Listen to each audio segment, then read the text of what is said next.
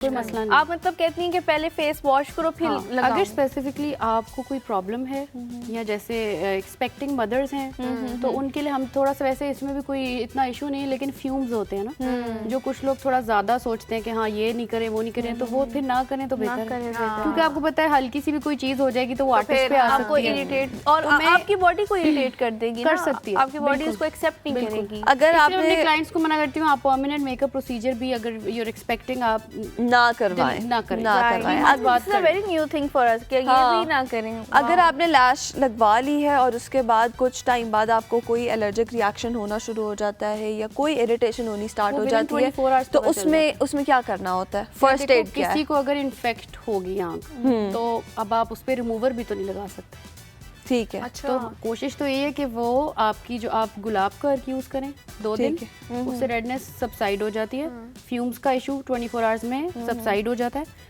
अब जिनको इन्फेक्शन बन गया इसका मतलब है कि उनको ग्लू के उस कंपोनेंट से प्रॉब्लम हुई है, तो आपको अच्छा मजे की बात है कि ग्लूज भी बहुत ज्यादा है और सब ऑलमोस्ट अंदर से सेम है, ऊपर से नाम चेंज है, चाइना से आता सब कुछ, तो जो बहुत महंगे ब्रांड्स हैं उसको वो थोड़ा सा स्पेसिफाई कर देते हैं, मोस्टली कंपोनेंट सेम होते हैं। सेंसिटिव ले लो ग्लू, लेकिन ये आपको पता होना चाहिए ना, ये आप उस पे नहीं डाल सकते आर्टिस्ट, कि फ्यूम्स तो हैं, तो आप उसको पहले से बता दो मुझे इरिटेशन हो जाती है। तो फर्स्ट एड क्या होगा अगर मुझे नहीं पता, मैं बिल्कुल न्यू आपने 2 दिन गुलाब का अर्क डालना है, आंखों से पानी निकलता है, रेडनेस होती है, ये 2 चीजें होती हैं। अच्छा, अब आपने कहा रोज वाटर कोई भी आंखों में डाल सकते हैं, तो कोई इसका स्पेसिफिक रोज वाटर, क्योंकि एक आता है ड्रॉप्स में रोज वाटर डालें, हाँ, और एक आता है बॉटल में रोज वाटर और एक आता है स्प्रे वाला रोज वाटर। देखिए जो आंखों के लिए बना है वही डालना है तो बेहतर है। आगे आपको इन्फेक्शन हो रहा है, रेडनेस हो रही है, उससे इरिटेशन हो, इरिटेटेड आंख में आपको रिस्क नहीं लेना चाहिए। तो आप रिमूव भी नहीं कर सकते एक्सटेंशन उसके बाद? अगर आप डॉक्टर्स जैसे बोल देते हैं किसी क्लाइंट को कि आप अभी कुछ ना करें, छेड़े ही नहीं, देखो क्योंकि आंख इरिटेट हुई हुई है,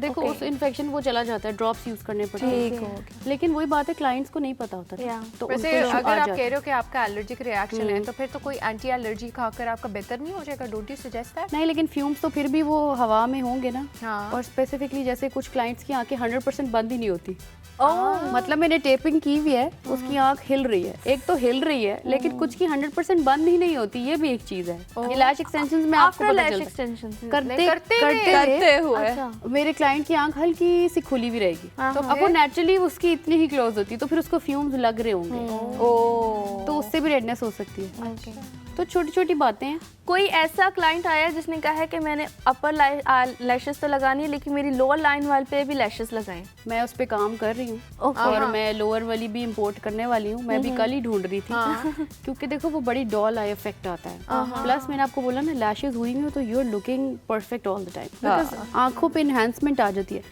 लोअर लैशेस भी अब हम लगाएंगे तो उस पे देखेंगे, अगर आपके पास स्पेसिफिक कोई प्रॉब्लम नहीं है।